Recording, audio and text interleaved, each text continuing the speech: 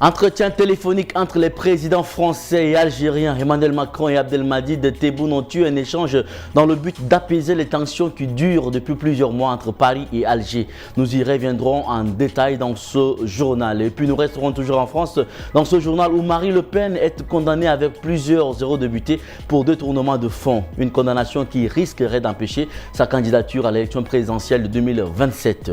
Avec d'autres sujets d'actualité, ces deux grands titres feront l'objet de notre développement dans un instant.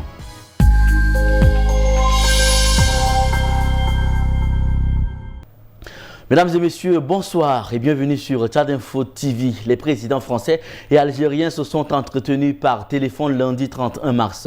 Selon le communiqué conjoint, Emmanuel Macron et Abdelmadjid Tebboune ont eu un long échange franc et amical, de quoi relancer la relation bilatérale de manière apaisée après plus de 6 mois de crise entre Alger et Paris. Le communiqué ne mentionne pas le Sahara occidental à l'origine de cette crise, mais Paris et Alger affichent leur volonté de reprendre la coopération. Esprit d'amitié, de réconciliation et de refondation de la relation. Le communiqué conjoint affiche la volonté d'apaisement entre les deux pays et met en avant plusieurs chantiers tels que le renforcement de la coopération sécuritaire et surtout migratoire. Les présidents ont acté la visite prochaine à Alger du ministre français de la Justice, Gérald Darmanin. Rappelons que l'expulsion d'influenceurs algériens avait été au cœur de la brouille diplomatique entre les deux pays. Gérald Darmanin s'était impliqué personnellement. Sur le plan de la coopération économique, la France annonce soutenir l'Algérie dans sa négociation des accords d'association avec l'Union européenne.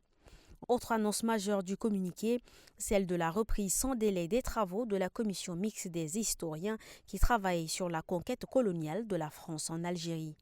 Ils doivent se réunir prochainement en France et rendre leurs conclusions aux deux chefs de l'État d'ici l'été 2025.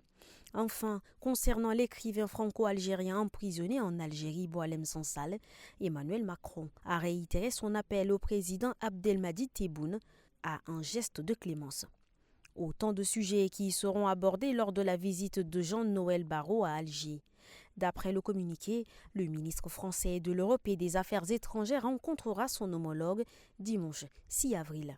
Les deux chefs de l'État ont également arrêté le principe d'une rencontre prochaine. C'est une condamnation cruciale pour Marine Le Pen en vue de la présidentielle de 2027.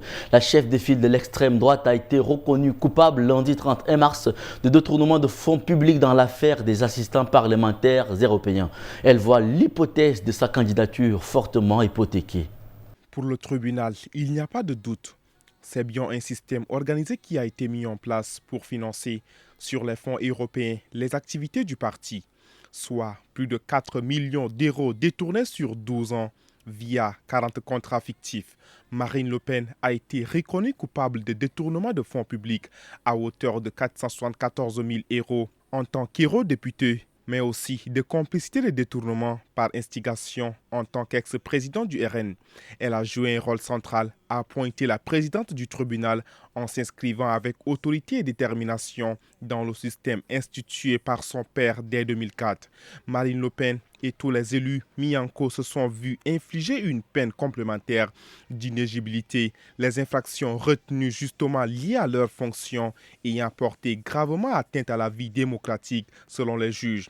Reste l'épineuse question de l'exécution provisoire qui rend immédiate l'application de l'inéligibilité. Le tribunal a bien pris en compte le risque de prononcer une peine qui puisse ne pas être confirmée en appel alors qu'elle aura été effectuée. Mais dans plusieurs cas, dont celui de Marine Le Pen, les juges l'ont estimé nécessaire. Ces derniers ont mis en avant un risque avéré de récidive, la nécessaire équité devant la justice entre citoyens et élus, mais surtout le trouble public majeur que représenterait le fait de voir une personne être candidate, voire remporter une élection, alors qu'elle a déjà été condamnée en première instance pour atteinte grave à la probité. Au Royaume-Uni, un sommet de 2 jours dédié à la lutte contre l'immigration illégale débute ce lundi à Londres. Le Premier ministre britannique Keir Starmer veut s'attaquer aux gangs pour endiguer le phénomène des traversées illégales de la Manche à bord de petites embarcations.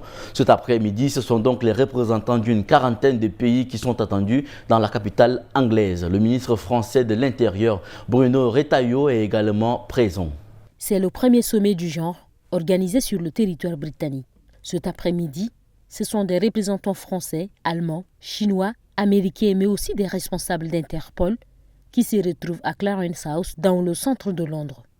Au menu des discussions, la collaboration entre les États pour démanteler les réseaux du passeur de migrants, notamment vers le Royaume-Uni et les pays de l'Union européenne.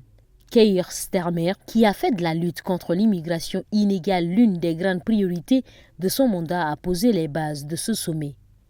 Nous ne pourrons éliminer les réseaux des passeurs, une fois pour toutes, que si nous travaillons ensemble, car ce commerce du malheur exploite les failles entre nos institutions, dresse les nations les unes contre les autres. Il profite de notre incapacité à nous unir au niveau politique, a affirmé le Premier ministre britannique. Face à la montée de l'extrême droite britannique, dans les sondages, le Premier ministre britannique est sous pression.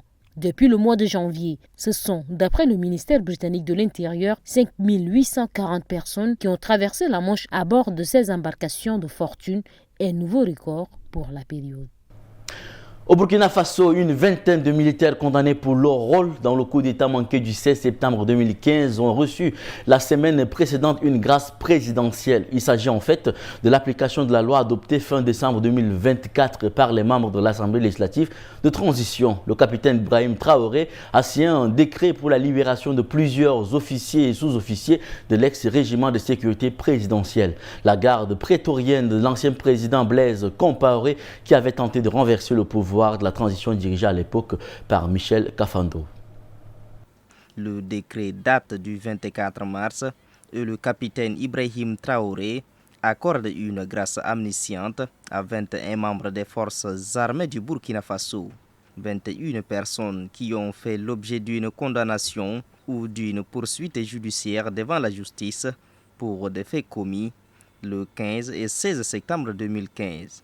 Parmi les bénéficiaires, 6 officiers dont les capitaines Houssen Zoumbri et un officier d'intervention de l'ex-régime de sécurité présidentielle, le lieutenant Relwinde Compaoré, décoré 4 fois au Mali pour ses missions, les lieutenants Korgo Justlin et Abdul Kadri Diana ou encore le sergent-chef Adama Diallo. Suite à cette décision, ces 21 militaires reprendront leur place au sein des forces armées burkinabées, mais précise le décret, cette réintégration ne peut jamais donner lieu à la reconstitution de la carrière ni les indemnités.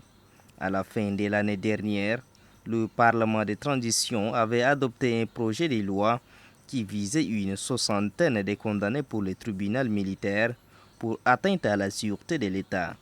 Cette loi offrait la possibilité à ces personnes ayant participé à la tentative de coup d'État de septembre 2015 de formuler une demande de grâce amnistiante. Le pape François, en convalescence après une sévère pneumonie ayant menacé sa vie, est absent de sa 7e prière de l'Angélus appelée le 30 mars 2025. Les catholiques ont marqué le carême comme un temps de guérison.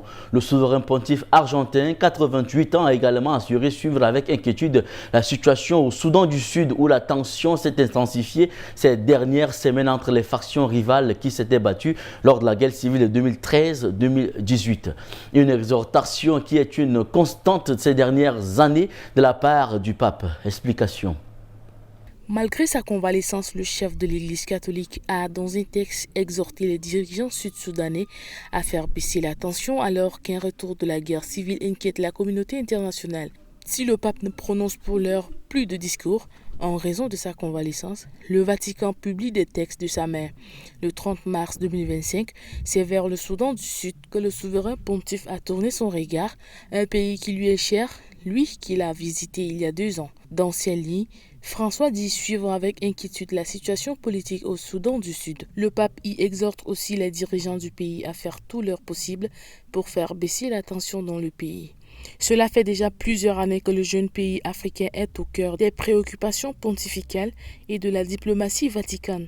En 2019, François avait convié Salva Kiir et Riek Machar au Vatican pour une retraite spirituelle, leur embrassant les pieds dans un geste spectaculaire pour les exhorter à la paix. Aux côtés de l'archevêque de Canterbury et du modérateur de l'église presbytérienne d'Écosse, le souverain pontifie a sans cesse appuyé une démarche œcuménique au service de la réconciliation dans le pays. En visite à Djouba en février 2023, François avait sévèrement mis en garde les leaders sud-soudanais, impuissants à ses yeux, de s'engager fermement à stabiliser le pays. Il est temps de tourner la page. Le temps est venu de l'engagement pour une transformation urgente et nécessaire, lançait le chef de l'Église catholique. Le processus de paix et de réconciliation demande un nouveau sursaut, un appel qui semble être resté lettre morte. Et c'est la fin de cette édition, mesdames et messieurs. Merci de l'avoir suivi. Très bonne suite de programme sur Channel Info TV, votre chaîne d'information.